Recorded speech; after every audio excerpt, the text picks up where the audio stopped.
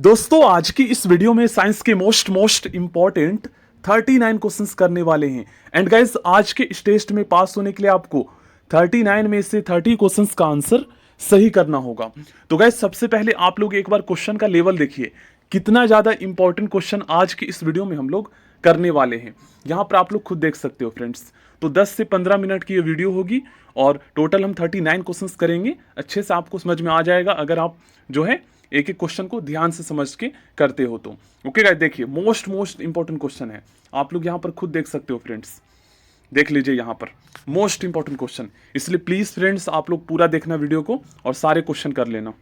पहला question most important है, protein का संश्लेषण, प्रोटीन का निर्माण कहां होता है। देखिए ऑप्शन में ये जो आप देख रहे हैं गोल्जी काय, राइबोसोम, माइटोकॉन्ड्रिया, सेंट्रोसोम, आखिर ये है क्या। तो गाइस ये सभी कोशिका के अंग है, पार्ट्स है जिससे मिलकर कोशिका का निर्माण होता है और कोशिका से मिलकर उत्तक का निर्माण होता है और उत्तक से हमारा शरीर का निर्माण होता है। ओके गाइस, तो कोशिका के ये सभी पार्ट्स है जिससे सेल बनता है और सबका कार्य अलग अलग होता है। किसी का प्रोटीन का निर्माण करना होता है तो किसी को फ्रेंड्स एक कचरा मतलब कि ये कचरा निपटान प्रणाली आपको पता है किसको कहते हैं, लाइसोसोम को कहते हैं। तो किसी का काम यातायात प्रबंधक करना होता है, मतलब लिपिड और प्रोटीन को बैलेंस करना होता है, उसको कंट्रोल करना होता है। सबका अलग अलग कार्य होता है, किसी का कार्य कोशिका विभाजन करना होता है, ठीक ना। तो यहाँ पर पूछा क्या गया है, प्रोटीन का संश्लेषण कोशिका के किस अंग में होता है ये पूछ रहा है यहाँ पर। तो आपको पता है फ्रेंड्स प्रोटीन का संश्लेषण जो है ये राइबोसोम में होता है। ओके, और राइबोसोम को प्रोटीन का फैक्ट्री भी कहा जाता है, याद रखिए। अगर आपसे पूछा जाए कि कोशिका के किस अंग को प्रोटीन का फैक्ट्री कहा जाता है तो आपको बताना है राइबोसोम को, ठीक है ना, राइबोसोम को। वहीं पर अगर आपसे पूछ लिया जाए कि कोशिका के किस अंग को आत्मघाती थैली कहते हैं, आपने पिछले क्लास में पढ़ा था, तो लाइसोसोम को कहते हैं कोशिका का आत्मघाती थैली, याद रखिएगा। वहीं पर अगर आपसे पूछ लिया जाए कि power house of the cell, कोशिका का ऊर्जा घर, कोशिका का श्वसन केंद्र किससे कहते हैं, तो आपको पता है फ्रेंड्स माइटोकॉन्ड्रिया को कहते हैं। वहीं पर अगर आपसे पूछ लिया जाए कि कोशिका के यातायात प्रबंधक, ट्रैफिक पुलिस किससे कहते हैं, तब आपको बताना है गोल्जी काय को, जिसे इंग्लिश में गोल्जी बॉडी कहते हैं।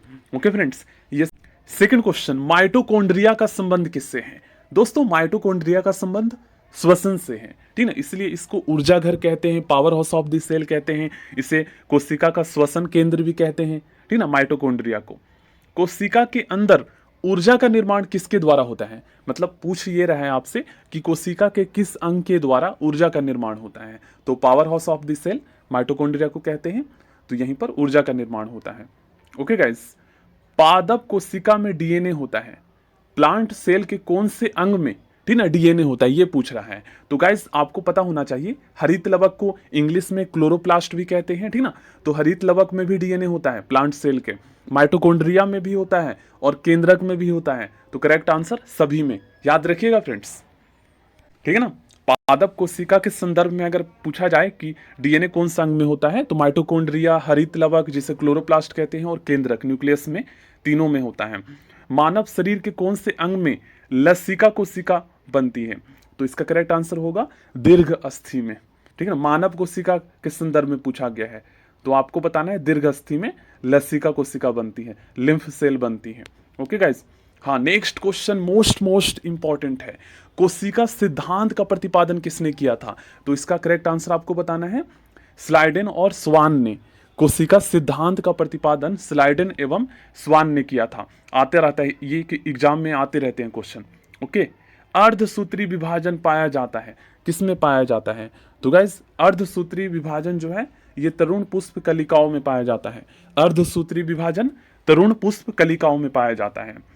एटीपी का निर्माण होता है, तो आपको पता है फ्रेंड्स एटीपी का निर्माण जो है ये होता है माइटोकॉन्ड्रिया में, ठीक ना। एटीपी का निर्माण माइटोकॉन्ड्रिया में होता है। किस दूध में लैक्टोज शक्कर का प्रतिशत अधिक होता है, किसके दूध में लैक्टोज शक्कर का प्रतिशत अधिकतम होता है, करेक्ट आंसर हो जाएगा सभी।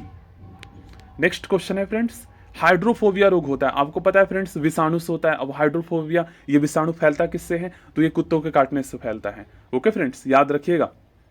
तो इनडायरेक्ट मतलब डायरेक्ट यहाँ इनडायरेक्टली पूछा है, जो आपको पता है कुत्तों काटने से वायरस फैलता है रेबीज, ठीक ना। तो रेबीज भी यहाँ पर ऑप्शन दे सकता है, कुत्ते को काटने से भी दे सकता है, ठीक ना। तो हाइड्रोफोबिया रोग जो है विषाणु के द्वारा होता है। अगर आपसे पूछा जाए फ्रेंड्स कि हाइड्रोफोबिया के टीके की खोज किसने की, या अगर आपसे पूछ लिया जाए कि रेबीज की टीके की खोज किसने की, तब आपको बताना है लुई पाश्चर ने, ठीक ना, लुई पाश्चर ने किया था। याद रखिएगा, क्वेश्चन कई तरीके से घुमा के पूछते हैं। सबसे ज्यादा दिन तक जीवित रहने वाला पक्षी कौन सा है? करेक्ट आंसर होगा ऑस्ट्रिच। सबसे ज्यादा दिन तक जीवित रहने वाला पक्षी है ऑस्ट्रिच।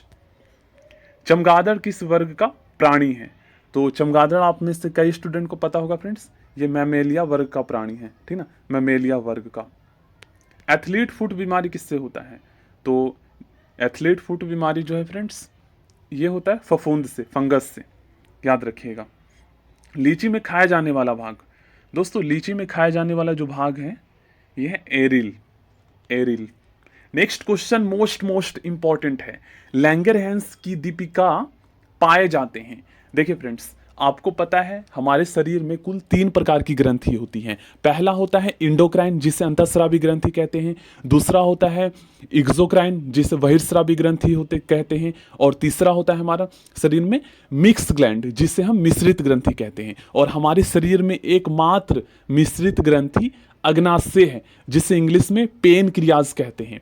ओके फ्रेंड्स, और पेनक्रियाज में जो है ना, आपको पता होना चाहिए कई प्रकार की कोशिकाएं पाई जाती हैं। उसमें से फ्रेंड्स एक लैंगरहैंस की दीपिकाएं कोशिकाएं हैं, ठीक ना, जिसे हम बीटा कोशिका भी कहते हैं, ठीक ना, जिसके अंतर्गत आपको पता होना चाहिए इंसुलिन हार्मोन रिलीज किया जाता है, ठीक है फ्रेंड्स। और जब पेनक्रियाज सही से कार्य नहीं करता है ना, सही से कार्य नहीं करता है, तो ऐसे में इंसुलिन जो है पेनक्रियाज कम रिलीज करता है, बनाना बंद कर देता है। तो ऐसे में आपको पता है फ्रेंड्स, इंसुलिन क्या करता है हमारे शरीर में? इंसुलिन हमारे शरीर में ग्लूकोज की मात्रा को नियंत्रित करता है। ओके, अगर इंसुलिन कम बनेगा तो ग्लूकोज शरीर में बढ़ जाएगा, उसको नियंत्रित नहीं कर पाएगा, और इस सिचुएशन में व्यक्ति डायबिटीज, मधुमेह रोग का शिकार हो जाता है। तो उसे ऊपर से इंसुलिन का इंजेक्शन लेना पड़ता है, ठीक ना। तो ये कार्य कौन करता है? तो ये अग्नाशय ग्रंथि करता है, जिसमें बीटा कोशिका जो कि इंसुलिन रिलीज करता है। तो यहाँ पर इतना तो पूछा नहीं गया है, बस ये पूछा गया है कि लैंगरहैंस की दीपिकाएं पाई जाती है तो पेनक्रियाज में। याद रखिएगा फ्रेंड्स। नेक्स्ट क्वेश्चन है हमारा, रुधिर परिसंचरण की खोज, परिसंचरण तंत्र की खोज करने वाला प्रथम वैज्ञानिक। इसका करेक्ट आंसर हो जाएगा friends William Harvey. Most important question है। ओके गाइस, विलियम हार्वे ने रुधिर परिसंचरण तंत्र की खोज की थी। वहीं पर मृत कोशिका की खोज रॉबर्ट हुक ने की थी। याद रखिएगा, रॉबर्ट हुक ने मृत कोशिका की खोज की थी। वहीं पर अगर आपसे पूछा जाए कि जीवित कोशिका की खोज किसने की थी, तो एंटोनी वॉन लीवेनहॉक आपको बताना है। एंटोनी वॉन लीवेनहॉक ने जीवित कोशिका की खोज की थी। ओके गाइस, नेक्स्ट क्वेश्चन है हमारा, विषाणु की खोज की थी किसने की थी? मोस्ट इंपॉर्टेंट क्वेश्चन, वायरस की खोज पूछा गया है यहाँ पर। तो आपको बताना है इवानोवस्की ने, विषाणु की खोज इवानोवस्की ने किया था। ओके गाइस, ठीक है, ये तो आपको पता चल गया कि वायरस की खोज जो है ये इवानोवस्की ने किया था। वहीं पर अगर आपसे पूछ लिया जाए कि जीवाणु, बैक्टीरिया की खोज किसने की थी, तब आपको बताना है एंटोनी वॉन लीवेनहॉक ने, जिन्होंने जो है जीवित कोशिका की खोज की थी। उन्होंने ही जो है बैक्टीरिया की खोज की थी। याद रखिएगा फ्रेंड्स। नेक्स्ट क्वेश्चन है, कुत्ते के काटने पर वायरस के द्वारा जो रोग उत्पन्न होता है वह क्या कहलाता है? तो हाइड्रोफोबिया कहते हैं फ्रेंड्स। ओके, ये हाइड्रोफोबिया, और इसकी टीके की खोज लुई पाश्चर ने किया था। जीवाणु की खोज सर्वप्रथम किसने की? तो करेक्ट आंसर हो जाएगा एंटोनी वॉन लीवेनहॉक ने। ओके गाइस, शकरकंद में भोजन संग्रहित होता है, किस रूप में होता है? तो करेक्ट आंसर हो जाएगा इसका जड़ों में। शकरकंद में इतना ज्यादा इंपॉर्टेंट नहीं है। हल्दी के पौधे का खाने योग्य हिस्सा क्या कहते हैं इसको?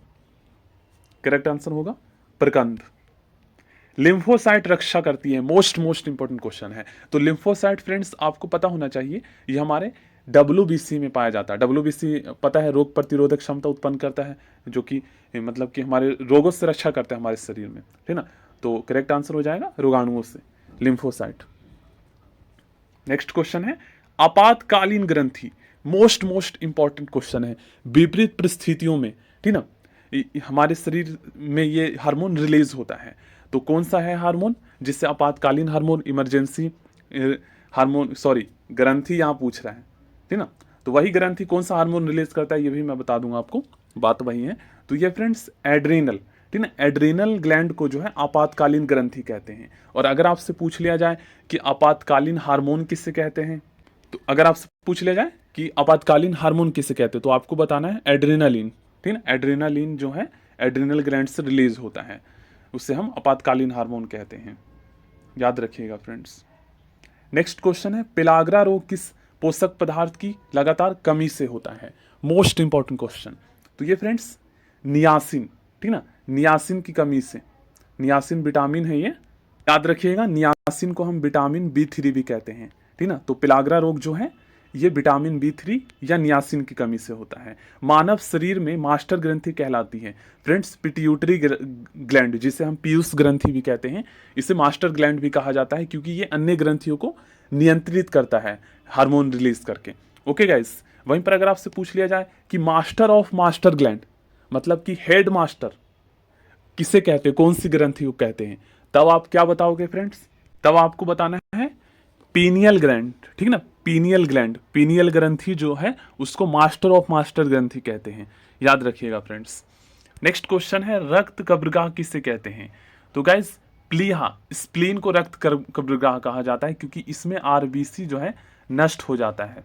ओके गाइज, अगर क्वेश्चन इस तरीके से पूछा जाए कि आरबीसी किस में नष्ट होती है या आरबीसी का कब्रगाह किसे कहा जाता है, तो वही आपको बताना है प्लीहा, जिसे इंग्लिश में स्प्लीन कहते हैं।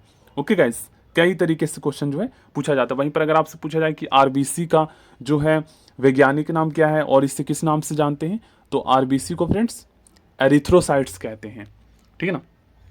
नेक्स्ट क्वेश्चन है हमारा, कौन सा खनिज लवण शरीर में बहुतायत मात्रा में पाया जाता है? यहाँ खनिज लवण पूछा गया है, तो इसका करेक्ट आंसर होगा कैल्शियम। कैल्शियम जो है खनिज लवण हमारे शरीर में बहुतायत मात्रा में पाया जाता है। आपको पता है फ्रेंड्स, लड़का, आपको पता है ये जेंडर जो है, बच्चे का जो जेंडर निर्धारित है ये पुरुष, ठीक ना, मेल के क्रोमोजोम पर डिपेंड करता है। ओके गाइस, क्योंकि उसमें XY जो है क्रोमोजोम होता है। तो यहाँ पर करेक्ट आंसर क्या हो जाएगा? XY गुणसूत्र हो तब जो है लड़का पैदा होगा। तो करेक्ट आंसर यहाँ पर हो जाएगा ऑप्शन C, ठीक है ना। चलिए, स्तनधारियों में मुख्य उत्सर्जी पदार्थ होता है, तो करेक्ट आंसर आपको पता है फ्रेंड्स, ऑप्शन A हो जाएगा यूरिया। श्वसन दर सबसे कम होती है किस टाइम पे? तो श्वसन दर सबसे कम दोस्तों आराम के समय, मतलब निद्रा में होता है, ठीक है ना।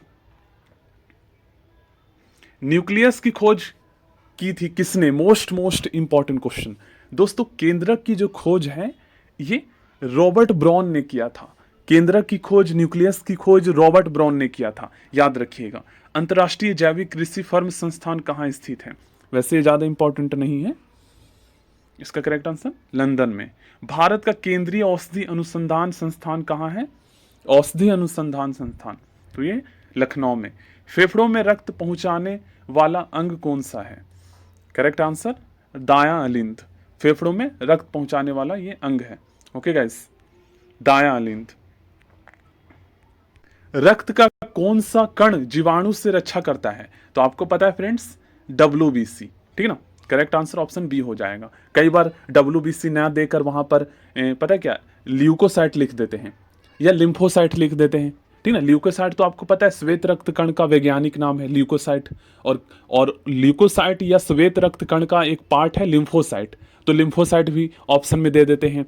तो अगर श्वेत रक्त कण ना दे वहां पर ल्यूकोसाइट दे तो ल्यूकोसाइट लगाना है, ल्यूकोसाइट ना दे वहां पर ऑप्शन में जो है श्वेत रक्त कण WBC के स्थान पर लिम्फोसाइट दे तो लिम्फोसाइट लगा देना है। मतलब क्वेश्चन को लेवल बढ़ाने के लिए पूछते हैं इतना।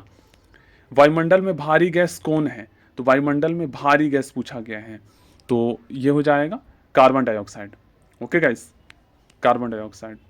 मनुष्य के शरीर में सबसे छोटी अंतःस्रावी ग्रंथि कौन सी है? वैसे गाइस ऑप्शन में यहाँ पर जो है ना पीनियल ग्लैंड नहीं दे रखा है। पीनियल जो ग्रंथि है वो सबसे छोटी ग्रंथि होता है पीयूष से भी, लेकिन ऑप्शन में नहीं है, तो फिर जो ऑप्शन में है उसके अकॉर्डिंग आपको लगाना होगा। इन चारों में तो सबसे छोटी पीयूष ग्रंथि ही है। वहीं पर अगर आपसे पूछ लिया जाए फ्रेंड्स कि मानव शरीर की सबसे बड़ी अंतःस्रावी ग्रंथि कौन सी है, सबसे बड़ी अंतःस्रावी ग्रंथि, तब आपको बता देना है थायराइड ग्लैंड, ठीक है, जो कि हमारे गले में स्थित होता है। थायराइड ग्लैंड जो कि थायरॉक्सिन हार्मोन भी रिलीज करता है। ओके फ्रेंड्स, सबसे बड़ी अंतःस्रावी ग्रंथि है। वहीं पर अगर आपसे पूछ लिया जाए कि मानव शरीर की सबसे बड़ी बहिर्स्रावी ग्रंथि एक्सोक्राइन ग्लैंड्स कौन सी है, तब आपको बताना है लीवर, यकृत। ठीक है ना, यकृत, लीवर हमारे शरीर की सबसे बड़ी ग्रंथि है, कौन सी है, तो बहिर्स्रावी ग्रंथि है, याद रखिएगा फ्रेंड्स। ओके। स्वस्थ मनुष्य के शरीर का तापमान तो आपको पता ही है फ्रेंड्स, इसका आंसर आप लोग बताइएगा। हाँ, अगर इसी क्वेश्चन को केल्विन में पूछ लिया जाता तब आप क्या बताते फ्रेंड्स, तो आपको पता है डिग्री सेल्सियस में कितना होता है मनुष्य का सामान्य तापमान, 37 डिग्री सेल्सियस। तो फॉरेनहाइट में, सॉरी, केल्विन में चेंज करने के लिए आपको 273 जोड़ देना होता है। ठीक है ना, तो केल्विन में वो पूछ सकते हैं, तो आप जब जोड़ोगे तो 310 आ जाएगा। 310 केल्विन है मनुष्य का सामान्य तापमान, केल्विन में पूछते हैं वो लोग। तो 200 मतलब 273 जोड़ देना होता है सेल्सियस में चेंज करके। मानव शरीर को कितने निकोटिक अम्ल की प्रतिदिन आवश्यकता होती है, करेक्ट आंसर हो जाएगा 15 ग्राम। ठीक ना, मानव शरीर को 15 ग्राम निकोटिनिक अम्ल की प्रतिदिन आवश्यकता होती है। अब क्वेश्चन का आंसर, दो क्वेश्चन का आंसर आपको बताना है। विषाणु की खोज किसने की और जीवाणु बैक्टीरिया की खोज किसने की। ओके गाइस, एंड एक क्वेश्चन और आप लोग बताइए, रेबीज रोधी टीके की खोज किसने की। और हाँ, एक क्वेश्चन और आपको बताना है, पोलियो के टीके की खोज किसने की थी।